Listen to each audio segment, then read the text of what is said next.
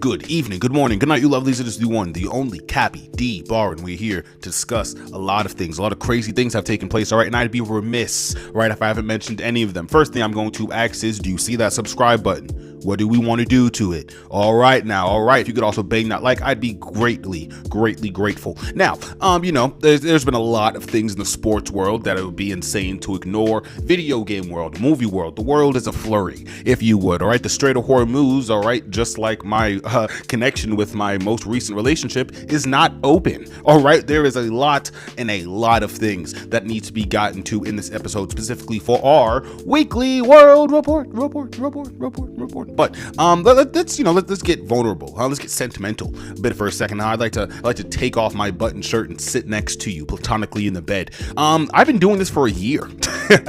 I've been doing this for a year. I have done this, at work. I've done this in, environments that weren't my normal recording studio. We can call this the office or maybe HQ. If you Cappy Bar at HQ sounds like something that would be on a fucking terrorist watch list, but neither here nor there. I've been, as consistent as I have been for a year now, and I've been trying to be as consistent as I possibly can be. I'm as physically able as I am to, from breakups, from relationships, from old jobs to new jobs, priorities, deadlines, right?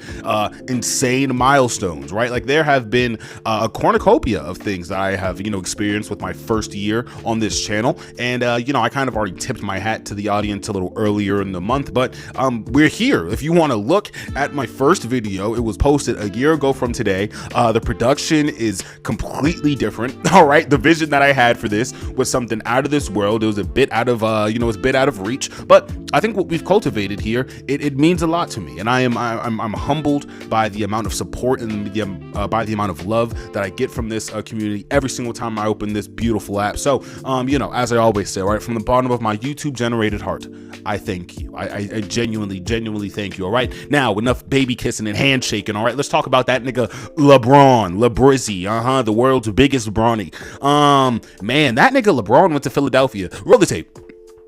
Again, that Jaylen Brown to the Sixers shit. You know what's possible? I would have suggested Braun to the Sixers before the Jaylen Brown shape. Now I don't know.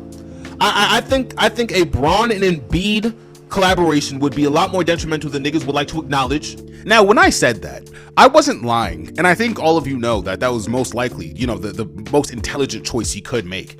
And when I said that, something just clicked in my head. I was like, man, LeBron and Embiid would go crazy. What the fuck happened? What the fuck did I do, chat? What the fuck did I do? I did not think that he would even think about pairing up with Jaylen Brown. Honestly, you know what's so funny about this? Because I said that the Celtics somehow, some way, found a way to take the air out of LeBron's statement with that Jaylen Brown trade. I said that. I'm reminiscing on it, but dog, this is going to be an insane conference final caliber. Now, realistically, if they are going to go to the definitive finals, we have to be honest with ourselves. LeBron is 40. He's 40. Now, he is LeBron, but he's fragile. All right. Jaylen Brown, he's an amazing, phenomenal player, probably going to be the first scoring option, so he can get a little winded. Exhaustion and fatigue on your number one option to put up all shots is not an impossible thing to happen. So I think this goes back into what I was saying about the Spurs and their Knicks game, right? The bench has to mean something. Right, when we were analyzing, the Spurs losses to the Knicks, right, and I think they also had, yes, their back-to-back losses, well, not back-to-back, but their loss in the Cup Finals and then their loss subsequently in the NBA Finals, right? You have to look at the bench quality and the depth of their playing roster, and unfortunately, you do have really solid people on that roster, like a Castle. I even believe, I'm blanking on it right now. I believe it's number four for the Spurs. There's no way I'm blanking on bro's name right now. But just vital, core players that can play the fundamental roles that they need to when it comes to rebounds, setting a good screen, putting up a meaningful shot, right? That just fits within their average of 10 or 8 points a game, right? People like that really do make or break championship teams. I don't know what Philadelphia's bench has to offer when Jaylen has to sit down. I don't know what Philadelphia's bench has to offer when Maxey is tired. Because again, you have Tyrese Maxey, amazing player. You have Jaylen Brown, like arguably probably going to be playing the 3. LeBron playing the 4. Embiid is a wild card in and of himself. Embiid, unfortunately, has worked himself into this spot where he was like 3 bad seasons away from being where Zion is. Does that make any sense? Every single year, people say that Zion is right there. He's 2 seconds away. He's 1 step away from being exactly where he needs to be. But Zion has been on the league for like 6 years, better half of a decade. It is what it is. Got to call facts, you know. Strikes are strikes and balls are balls, right? I don't know if Embiid, I don't know if he has like that fire. Like, I don't know if he can really turn it on like we all believe he could turn it on. We've seen him turn it on before, right? Like there have been cases in this NBA season, like even with Bam's 80-point game, right? Like, you give a good player the opportunity, right? And you know, I would say like the proper mentorship, right? The proper leadership, right? A good coach, a good defensive team, or good defensive coaching, my apologies. And, you know, good players are at least bottom of the barrel, extremely, you know, like I would say extremely average, maybe are like above average, would probably be the better saying, right? Extremely above average players, right? Give them the chance in the wrong team, right day. Nigga, that's an 80-point game, so I don't know what Embiid can really do when he taps into that next level. If he even really wants to tap into that next level anymore. Again, we haven't really seen something from that like Embiid. We haven't seen something like that from Embiid since the beginning of last year's season, right? Where I think he was going up against, funny enough, I think it was the Celtics. I think he had like a 40 or point something game with the Celtics like a while, many moons ago. So LeBron will be sharpening the iron of Embiid, but again, Jaylen Brown is going to be sharpening everyone's iron. I said LeBron needed intelligent players. He needed smart players that he could rely on and players that he could do, like players essentially that could do the math in their own head, right? And there is no other candidate for that than Jaylen Brown. Like, it's a fact of the matter. There is no better candidate for a team like that. So the possibility of 2 teams, 2-ring Jaylen is very likely. You know what? Here's what I'll do. I'll say my little piece, and then we could you know, we could take our exit off of LeBron 96, right? All of you niggas out there wearing Philadelphia jerseys now, cornballs. Fucking cornballs. It is what it is. Listen, you can call me a grifter, call me whatever the fuck you want to call me. The idea that you niggas are just jumping ship so quickly, I'd never want you niggas to be my right hand man. What? You niggas jumped, bro. These niggas jumped ship from the Titanic, and the iceberg wasn't even in view, range, right? Like, you couldn't even see the iceberg. These niggas jumped off the Titanic, bro. You niggas was just Laker fans, and then before that, you niggas was just Golden State fans. But then we have to take in accountability that one year when everybody was a Toronto Raptors fan with Kawhi. You niggas is dick riders, bro, and it is what it is. But my point still stands that LeBron is going to do some really good things for this team. And even if that's just like sitting in the back and, you know, for lack of a better word, being like the Darth Sidious of this Sixers team, right? LeBron he's going to have some positive impact, right? Whether that's floor IQ, whether that's again mentorship, tutelage, whether that's just old tricks that he has in his bag, like that little fake shimmy he does. Listen, Jaylen Brown is a phenomenal player, championship owner, like championship player in his own right. So now him being paired with LeBron, somebody that has, again, the potential to be somebody very massive, no pun intended, in this industry, or in this sport, my apologies, with Joel Embiid. So there's good things on the Sixers team. It was such a shocking choice, and everyone's going to Bronny. What Jalen said about Bronny.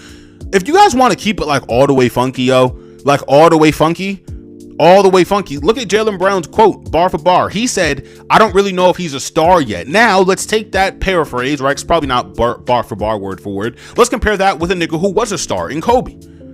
Both Lakers. Niggas who jumped straight out the high school gym.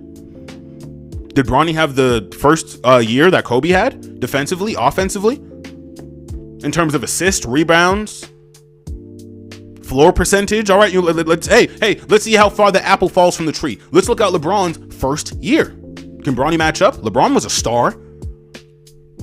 I think time has proven that Jaylen Brown's comments, even though they were, as you know, dirty Mac, and it was just kind of dirty Mac and talking to 2 fine bitches talking about how trash another nigga is. Little dirty Mac, right? But I mean, they weren't entirely false statements. Bronny is not a star yet. And again, I feel like this changes if you put Bronny around a bunch of niggas his age. I think if you sit Bronny next to Ant and you have Ant be this nigga's OG, like, hey, I've been right where you were, do this, do that, and utilize your strength and your speed in this manner.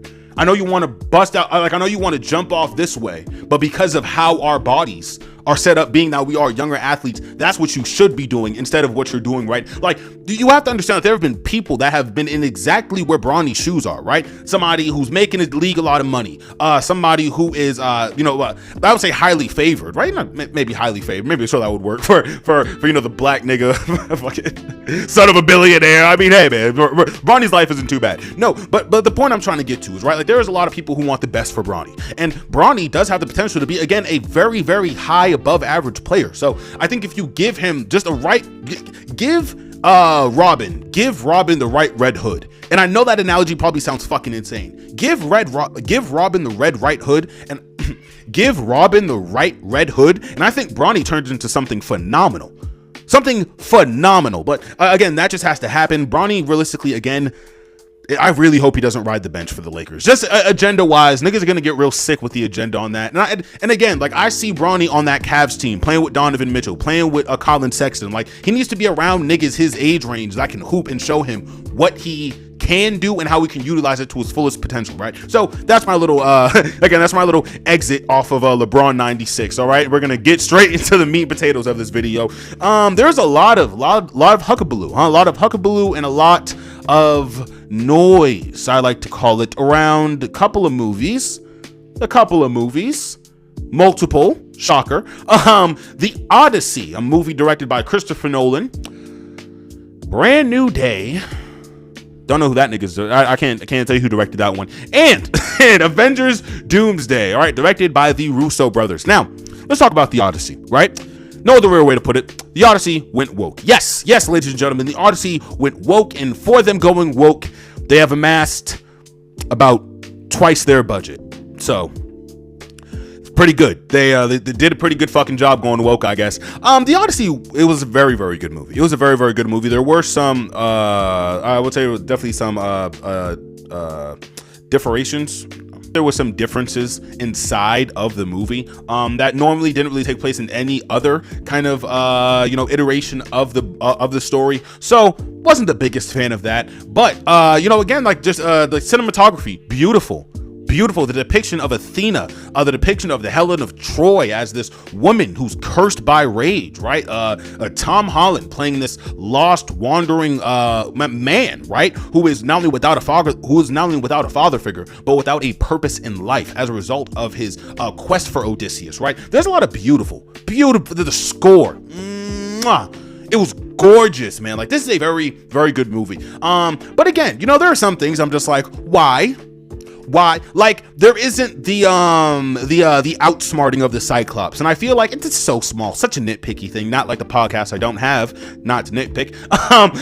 So when the Cyclops gets stabbed, he tells his brothers, "Hey, I've been stabbed by nobody, and I'm fucked up. Shit's fucked up." He also is like, he makes like a verbal vow to Poseidon, and that's kind of, and if you're a real ball knower, that Cyclops, along with the Minotaur, along with the Centaurs, come from that horny ass nigga Poseidon. But like that connection, right? I feel like he was saying that a part of it was a bit too trivial for modern audiences, and I mean, Tom Holland wandering, like, asking questions about his father as a 19-year-old man. It's like, that's very unbecoming, and that's very foreign to a modern audience, but it translates well. And I do think that the Cyclops scenes was one of those things that could have very positively translated. But again, like, I'd be a fool to not just give praise to the acting in this film. Everybody was tripping about there being like a trans person in this film. Can we just talk about this for 2 seconds? There is like maybe 5 million trans people on the planet.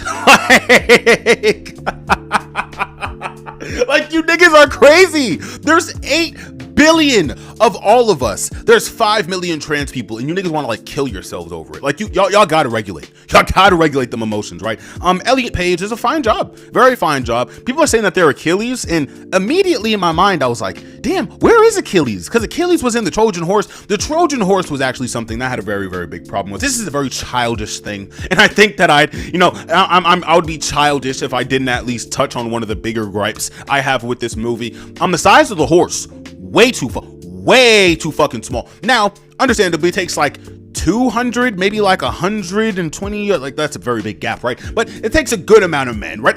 Dozens. It takes dozens of men to lift up the horse, drag it to Troy, hoist it up in the middle of the Times Square. But and again, maybe this is just because like I'm a fucking chud, right? I'm a smooth-brained chud. But I remember that the Trojan horse and all of the depictions that we've seen, again, from a fucking 3,000-year-old story, right? Like, come on. The horse was like head and shoulders above the walls of Troy, which kind of I would say which kind of perfected the idea of this massive siege, right? But understanding that this was only kind of like a special ops unit to get to the gates, which then led in the hordes that burned down Troy. I liked that, again, it's probably what's always been in the story, and what we've gotten throughout the small retellings has just been, you could say exaggerated. You could say exaggerated facts on the matter. Facts, again, for a 3,000-year-old fucking story about Zeus and Athena. Lord have mercy. But the point still stands. It's a very, very good story, very, very good movie. So I mean, that's kind of just like a in hand, like that would be like saying that the movie is bad would literally being like throwing the baby out with the bathwater. You know what I mean? Like, the Odyssey is such a good story. That's such a good frame. Like, there's not a lot it could do to fuck it up, unless they literally want you to be like, Odysseus, it didn't understand earlier, but now I know you're from space and Zeus is an alien god. Like, unless they did something fucking insane like that. It's a good movie and it sticks to the roots of the source material. Unfortunately, can me and you talk for a second? There is a movie that has been making the rounds in the media world that hasn't exactly stuck to the source material, if you want to put it so authoritarianly. There's no other way to get around it, huh? Supergirl was a movie that released in 2026 that had a lot of hype, a lot of anticipation, right? This movie was coming off the heels from Superman 2025. Very, very good film. Very, very good film. Holy shit, right? So a lot of people were just expecting the best, from not Kara Danvers. Who is this lady? What's it? Kara L, right? It's like or Kara Clark, something like that. Something like that. Listen, there's a lot of good things about this movie. I like that Supergirl is like a bit of a slob. I like that. I like that they kind of depict a woman as a bit of a pig. Only because I think that just specifically America, but just the world, doesn't say men, but there's like weird women out there who just like over sexualize everything. You know what I mean? So like, yeah, I like that, the fairly attractive Supergirl is bleeding in her sheets and like pissing with the door open and like wiping her snot into her robe. Like, yeah, fuck it. hey, badass, brother. Fuck it. Go crazy. Literally, fuck it, Ernie. We getting fired anyway, energy. I'm not upset at it. I didn't really watch the Lanterns trailer, but we're talking about Supergirl. So, I have no comments on the Lanterns until that show comes out and fucking impresses me. Supergirl is a story about a girl who is on a quest throughout the intergalactic landscape. I guess they only really go to like 3 planets, so it's not the intergalactic like everything. I mean, there's like it's so funny. I don't think this is intergalactic. I apologize for being stun locked by this. Is it intergalactic if it's from planet to planet? Yes. I'm going to say yes, and I'm going to leave it at that, right? Intergalactic adventure with an orphaned child who has very poor social cues. And Kara, I was going to keep calling this girl Kara Danvers. No, that's Marvel. That's Miss Marvel. I got to stop fucking doing that. No, but again, Kara, the entire thing here is that she's trying to come into her own as a superhero. And it's not really a role she's played like at all. And it shows. Definitely shows. There's like undeniable deaths in this movie. I'm not opposed to it. Just pointing out facts. She does kill a couple niggas. Hey, is what it is. So is Wonder Woman. So not mad at it. Not upset at it. I just like to think for 2 seconds, right? I know that Supergirl is a very popular IP, coming off the backs of, again, a massively beloved Superman movie with cameos from Superman, right? The dog, Crypto, like they're just IPs, and Crypto the dog is a massive and extremely beloved IP. So there are just things in here that on their face they should work. Then you got Lobo in here, just Lobo and shit. And that was another thing, like Lobo was kind of given like a here nigga damn story. Like his whole thing was the there's no other real way to put it, chat. The Mad Max Raiders, they're like Mad Max Raiders. I'm not bullshitting, right? Their thing was they wanted to finish the job with the little girl, and when Supergirl defended the little girl at a nearby, no, it wasn't nearby, it was like a fucking planet away. All of these things are like planets away, right? At the planet away bar, he said he puts a tracker on the ship or on Kara, and that essentially leads to Crypto getting put on like this 3-minute timer, which reminded me a lot of Guardians of the Galaxy 3. Anybody else? Anybody? All right. After this timer is put on Crypto, Supergirl kind of locks in, if you would, and they go from planet to planet to find the Mad Max Raiders to get the cure for Crypto. Now, one of the bigger things that I think people liked about the MCU is that everything eventually led to somewhere like not Josh Whedon, my apologies, chat. Ew, Josh Whedon jump scare, holy shit. Kevin Feige, it was a bit of a worse jump scare, sorry. Kevin Feige recently talked about the quote-unquote build to Thanos and saying, oh man, it was just a guy in the chair, man. I think you guys are being super fucking pretentious about everything, man. We told Kane to go home and we told Doom to walk in as our most beloved actor who just died. Now that the nigga died 10 years ago and this is a massive oh shit moment. No, he died like maybe like what? In the canon of this, in the canon of the release of this movie is 2021. Right, or some shit like that. It was like 2021, 2020 where Endgame came out. Like, come on, dude. Come on. Like, it wasn't some like insane amount of time ago that we lost RDJ as an actor, of course. That sounds like super vague, like super grim. But the point still stands. We haven't like missed this face for a bunch. A lot of people still rewatch, the original Avengers. They still rewatch Age of Ultron. So, I mean, there are people who literally the day of that release of RDJ being Doomsday, they probably watched an Avengers film. You know what I mean? Like that likelihood is so fucking high. For them to choose him is just whatever. A lot of people are theorizing that, they're going to switch it up and it's going to be somebody else, but my apologies. We're talking about Supergirl. We're getting into the weeds here. I didn't mean to do that. I'm saying all of this to say, right, that the lead up to Thanos, if it wasn't some massive, bigger than life thing, it was something. It was fucking something, chat. And this is just, it's a Mad Max nigga. It's a nigga who pillages planets. Who does he work for? Nobody. Where's Darkseid? Don't know. It's a little milquetoast. It is. There are situations that are like easily avoidable. Like this entire alien family just dies. They're like some alien family somewhere and they just die because the little girl is just so up her own ass. Astagfirullah, I hope that doesn't sound weird, but like this little girl, again, horrible social cues. And it almost seems like they don't really take into accountability like the loss of life. Like the loss of life factor never really comes into play. Even like their whole thing is about their lost family. This is gonna sound really stupid, but if Batman was to start his journey of hunting down Joe Chill, the second Batman, becomes like what? I don't know. Let's say he lost his parents at 8. His next birthday, he becomes this assassin that the little girl is supposed to be in the Supergirl movie. He wouldn't be like, oh, people died. Who cared? I don't care that people died. And maybe that's again because she's an alien. Like I swear I'm not trying to sound like a chud here, but I feel like the writing should be, no, I care about life more because of this loss of life, and me trying to overly care about these people inadvertently get them killed, other than fuck you guys, I'm gonna do whatever the fuck I want. I'm on a vengeance tour as like a 13-year-old girl with a sword she can't wield. That's another thing I'm not a big fan of. Maybe I gotta rewatch the movie, I'll do it. She can like barely wield the sword. Right? Like, am I crazy? I feel like every time she reaches for the sword, I'm like, damn, like there was nothing smaller than that arsenal, huh? Like that artillery was just shot to shit, and that's all you could pick up. This massive sword that's like, I shit you not, the size of her body. She's a little bit older in the comics. That's what I'm saying about the source material. The source material, I think it just had a lot of color, like the Hollywood lighting and the Hollywood editing of this film. It's very brown, very gray. And that's not me trying to kick the backseat of superhero films. Oh, super gender war. Like, no, it's like, it's bad. It's bad. I wish it wasn't, but it's bad lighting. And I don't know why they chose that. Again, with somebody as valuable as Supergirl. That is a lovable IP right there. You don't fuck that up. You don't step on that work.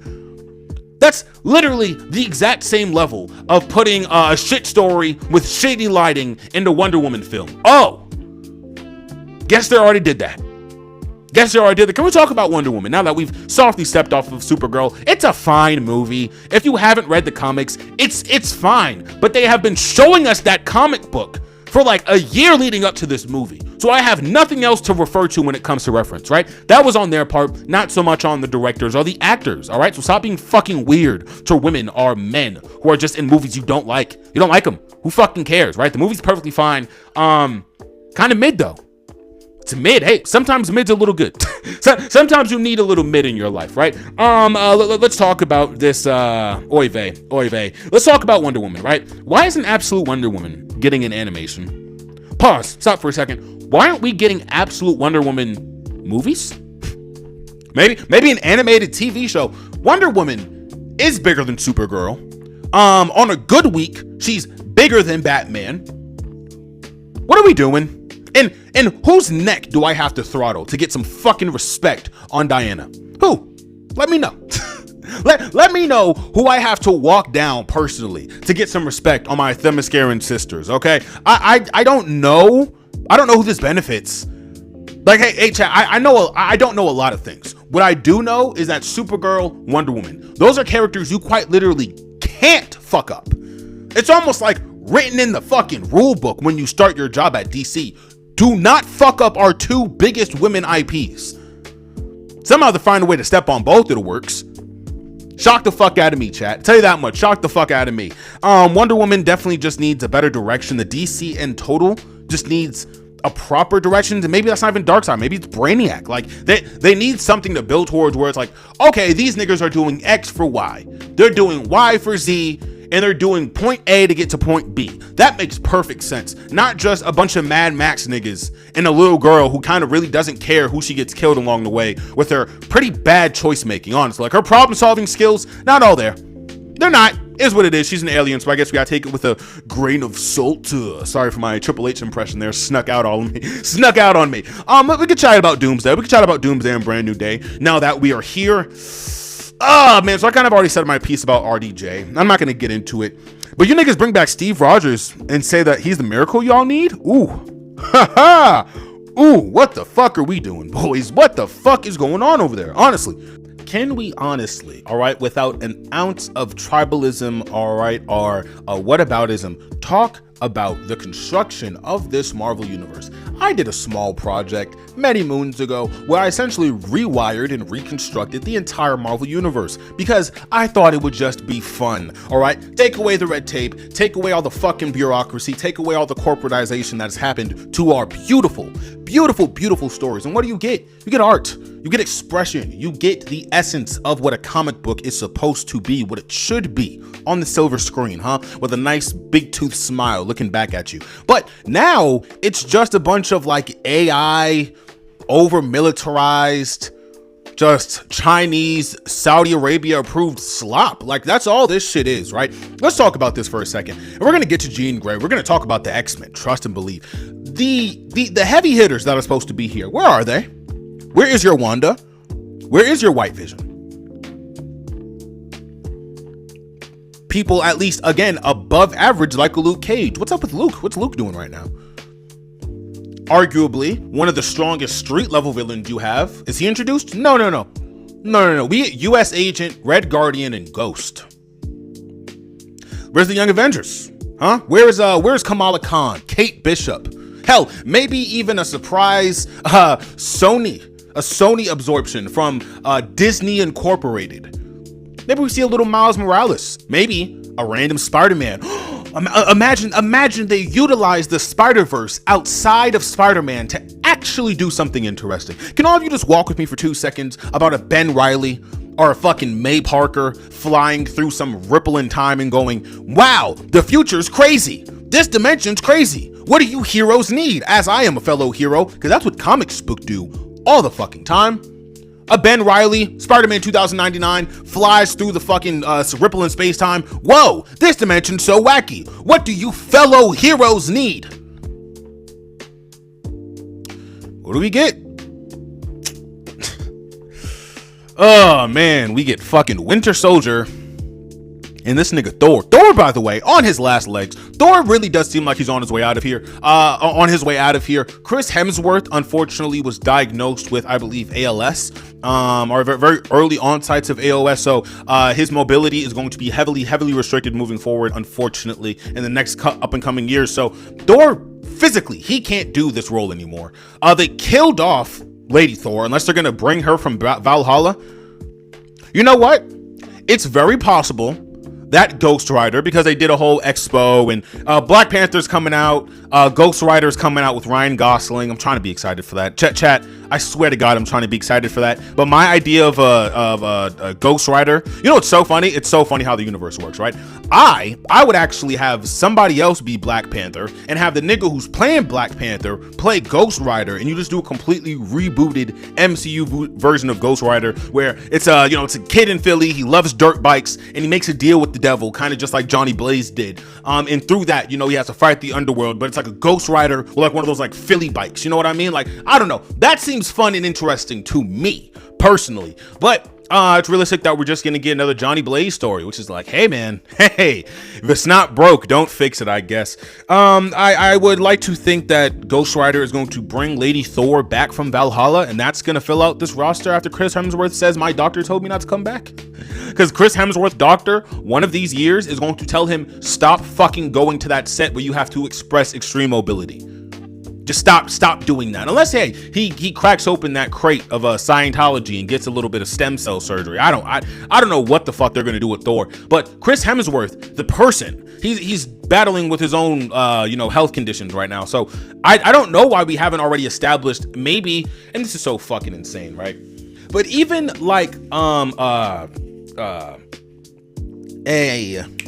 if it's like Thunderstrike, right? Like somebody as obscure and somebody who is as as much of a deep dive as Thunderstrike, even establishing him, right, in the midst of this whole Chris Hemsworth and Thor debacle, that is something I feel like that's something that would be beneficial to these fucking stories, right? Doom, apparently his main focus is Steve Rogers, and the whole thing is Steve Rogers and doing what he did, knocking boots with Peggy Carter. It resulted in a massive split in the multiverse, right? And that led to this again, this event that is eventually going to peak off in Secret Wars. But again, if I had the pen, Secret Wars would have been Doom's champions versus Kang's champions in this massive interdimensional battle of heroes and villains, right? That's what I would have done. But I digress, right? A lot of people are excited for this, and I'm happy for them. But like, I look at this team, and it's just like, it's ass. Like, the only actual players on this team, and I swear to God, if Hulk or Spider-Man are not at the fucking final lineup of this team at the end of this Doomsday movie, niggas have lost the fucking plot. So I'll say this with as much salt as I can, ball up in my fist.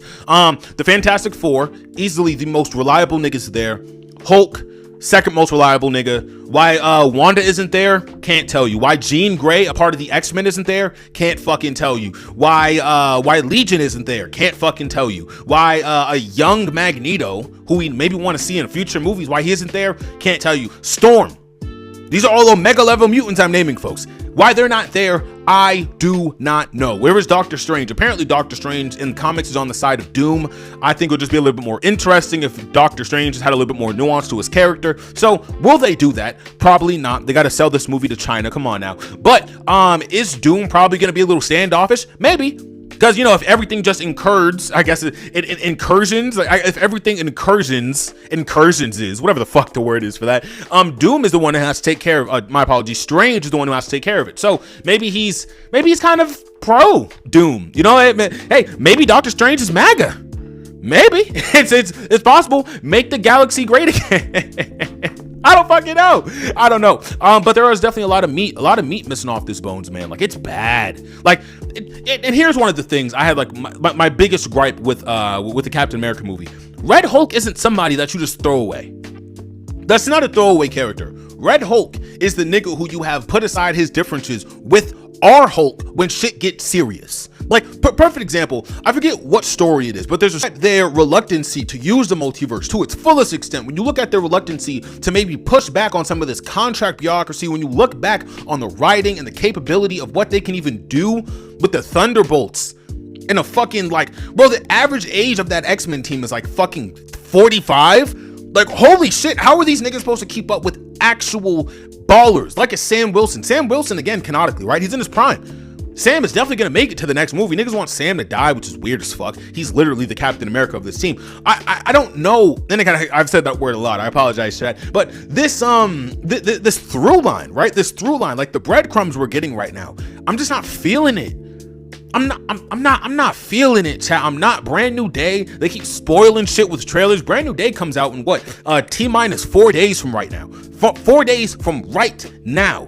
Brand New Day comes out. It's supposed to have Hulk, Punisher, fucking Venom's gonna go in there, fucking like it's supposed to be a bunch of super cool, intricate shit for this movie. And all I keep thinking to myself is, are you niggas tired of spoiling the movie? Because I feel like I've seen the entire prison fight scene with a hand.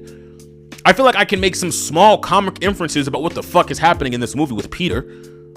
And maybe I like to believe that this is leading up to our Spider-Verse blow off. So Tom Holland on some real shit really won't be in Secret Wars for whatever rhyme or reason. I don't fucking know. Maybe you just have Andrew as a fill-in while Tom Holland finishes off this Spider-Verse shit. Maybe the last scene of Spider-Verse is them signing a contract and both of them just fucking vaporize into the MCU. I don't know, but they got to do something, because no Young Avengers, no X-Force, no Defenders, no West Coast Avengers. I'm supposed to believe you niggas have a chance in hell against Doom? Where's Wonder Man right now? Ironheart right now? Where are they? Shit doesn't make sense, chat. It doesn't. And if I'm supposed to believe that we're supposed to get like team building and oh yeah, let's team up to take down this slightly shady AI corporation in our next TV series, and we shouldn't have teamed up when the universe was on the line. It's just shit like that. I'm just like, it doesn't make sense. It does not make sense, chat. You niggas gonna put Jean Grey in a Spider-Man movie? Do I have to kill one? Do I have to kill one of you niggas up there at fucking MCU headquarters? Honestly, in Minecraft, I guess. Listen, who makes that choice and who greenlights that choice? Jean Grey, not Silk, not May Parker.